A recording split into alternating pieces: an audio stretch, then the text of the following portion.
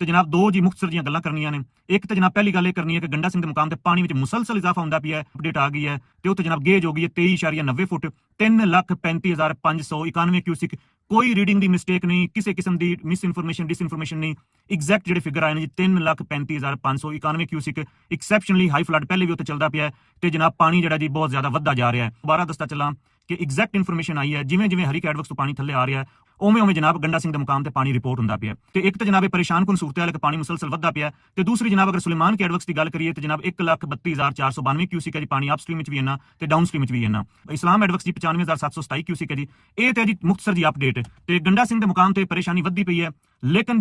ਲੇਕਿਨ ਜੀ ਤੁਹਾਡੇ ਲਈ ਇੱਕ ਪੈਗਾਮ ਹੈ ਤੇ ਤੁਹਾਡੇ ਲਈ ਜੀ ਇੱਕ ਅਪਡੇਟ ਹੈਗੀ ਹੈ ਜਿਹੜਾ ਕਿ ਲੋਕਾਂ ਦਾ ਪੂਰੀ ਸਤਲੁਜ ਦੀ ਬੈਲਟ ਦਾ ਇਤਰਾਜ਼ ਹੈਗਾ ਸੀ ਕਿ ਭਾਈ ਗੰਡਾ ਸਿੰਘ ਦੇ ਮੁਕਾਮ ਤੇ ਪਾਣੀ ਜ਼ਿਆਦਾ ਰਿਪੋਰਟ ਹੋਇਆ ਤੇ ਜਨਾਬ ਸੁਲੇਮਾਨ ਕੈਡਵਰਕਸ ਤੇ ਰਿਪੋਰਟਿੰਗ ਠੀਕ ਨਹੀਂ ਹੁੰਦੀ ਪਈ। ਉਹਨਾਂ ਦੋਸਤਾਂ ਭਰਾਵਾਂ ਨੂੰ ਜੀ ਮੈਂ ਦੱਸਦਾ ਚੱਲਾਂ ਕਿ ਜੀ ਮੈਂ ਖੁਦ ਇਹਦੇ ਤੇ ਬੜੀ ਰਿਸਰਚ ਕਰਦਾ ਪਿਆ 3-4 ਦਿਨ ਤੋਂ ਤੇ ਮੈਂ ਜਨਾਬ ਤਹਿ ਤੱਕ ਪਹੁੰਚ ਗਿਆ ਕਿ ਜਨਾਬ ਗੰਡਾ ਸਿੰਘ ਦੇ ਮੁਕਾਮ ਤੇ ਅਗਰ ਪਾਣੀ ਜ਼ਿਆਦਾ ਸੀ ਤੇ ਸੁਲੇਮਾਨ ਕੈਡਵਰਕਸ ਤੇ ਜਨਾਬ ਪਾਣੀ ਘੱਟ ਰਿਪੋਰਟ ਕਿਉਂ ਹੋਇਆ ਤੇ ਇਹਦੇ ਤੇ ਜੀ ਤਫਸੀਲੀ ਵੀਡੀਓ ਬਣਾਉਂਦਾ ਪਿਆ ਮੈਂ ਜੀ। ਪੂਰਾ ਹੋਮਵਰਕ ਕਰ ਲਿਆ, ਤੁਹਾਨੂੰ ਜੀ ਕੈਲਕੂਲੇਟਡ ਡਾਟਾ ਸ਼ੇਅਰ ਕਰਾਂਗਾ ਤੇ ਇਨਸ਼ਾਅੱਲਾ ਜੀ ਜਿੰਨੇ ਦੋਸਤ ਜਿਹੜੇ ਜੀ ਰਿਪੋਰਟਿੰਗ ਕਰਦੇ ਪਏ ਨੇ ਜਾਂ ਸਤਲੁਜ ਦੀ ਬੈਲਟ ਤੇ ਜਿੰਨੇ ਦੋਸਤ ਹੈਗੇ ਨੇ ਜਿਨ੍ਹਾਂ ਦਾ ਕੰਸਰਨ ਹੈਗਾ ਸੀ ਕਿ ਜਨਾਬ ਸੁਲੇਮਾਨ ਕੈਡਵਰਕਸ ਤੇ ਜਨਾਬ ਰਿਪੋਰਟਿੰਗ ਠੀਕ ਨਹੀਂ ਹੁੰਦੀ ਪਈ, ਡਾਟਾ ਠੀਕ ਨਹੀਂ ਆਉਂਦਾ ਪਿਆ ਤੇ ਉਹਨਾਂ ਨੂੰ ਮੈਂ ਦੱਸਦਾ ਚੱਲਾਂ ਕਿ ਜੀ ਮੈਂ ਇਹਦੇ ਤੇ ਪੂਰੀ ਤਹਿਕੀਕ ਕਰ ਲਈ ਹੈ। ਜਿਵੇਂ ਕਿ ਮੈਂ ਹਮੇਸ਼ਾ ਕਹਿੰਦਾ ਹੁੰਦਾ ਕਿ ਮੇਰੀ ਇਨਫੋਰਮੇਸ਼ਨ ਥੋੜੀ ਲੇਟ ਆਉਂਦੀ ਹੈ ਲੇਕਿਨ ਜੀ ਮੈਂ ਡਾਟਾ ਬੇਸਡ ਗੱਲ ਕਰਦਾ ਹੁੰਦਾ। ਤੁਹਾਡੇ ਸਾਰਿਆਂ ਦੀ ਜੀ ਗਲਤਫਹਿਮੀ ਇਨਸ਼ਾਅੱਲਾ ਦੂਰ ਹੋ ਜਾਵੇਗੀ ਤੇ ਰਿਸਰਚ ਬੇਸਡ ਕੰਮ ਹੋਵੇਗਾ, ਸਿਰਫ ਗੱਲਾਂ ਬਾਤੀ ਨਹੀਂ। ਮੈਂ ਜੀ ਐਗਜ਼ੈਕਟ ਤੁਹਾਨੂੰ ਕੈਲਕੂਲੇਟਡ ਡਾਟਾ ਦੇ ਹਿਸਾਬ ਨਾਲ ਤੁਹਾਨੂੰ ਦੱਸਾਂਗਾ ਕਿ ਪਾਣੀ ਕਿਵੇਂ ਕਿਵੇਂ ਆਇਆ, ਕਿੱਥੇ ਗਿਆ ਤੇ ਸੁਲੇਮਾਨ ਕੈਡਵਰਕਸ ਤੇ ਕੀ ਸਿਚੁਏਸ਼ਨ ਬਣੀ, ਉਹ ਜੀ ਪੂਰੀ ਤਫਸੀਲ ਤੁਹਾਡੇ ਨਾਲ ਇਨਸ਼ਾਅੱਲਾ ਅੱਜ ਸ਼ੇਅਰ ਕਰਾਂਗਾ। ਲੇਕਿਨ ਜੀ ਜਿਹੜੀ ਫਿਲਹਾਲ ਸੂਰਤ-ਹਾਲ ਹੈਗੀ ਉਹ ਜੀ ਗੰਡਾ ਸਿੰਘ ਦੇ ਮੁਕਾਮ ਤੇ ਪਰੇਸ਼ਾਨੀ ਦੀ ਹੈ ਤੇ ਉਹ ਜੀ ਪਰੇਸ਼ਾਨੀ ਅਲਟੀਮੇਟਲੀ ਵੱਧਦੀ ਪਈ ਤੇ ਮੈਂ ਜਨਾਬ ਇੱਕ ਚੀਜ਼ ਦੱਸਦਾ ਚੱਲਾਂ ਕਿ ਆਉਣ ਵਾਲੇ ਦਿਨਾਂ ਵਿੱਚ ਆਉਣ ਵਾਲੇ 1-2 ਦਿਨ ਵਿੱਚ ਤੁਹਾਨੂੰ ਸੁਲੇਮਾਨ ਕੈਡਵਰਕਸ ਤੇ ਜੀ ਰਾਈਜ਼ਿੰਗ ਪੋਜੀਸ਼ਨ ਨਜ਼ਰ ਆਵੇਗੀ। ਮੈਂ ਦੁਬਾਰਾ ਦੱਸਦਾ ਪਿਆ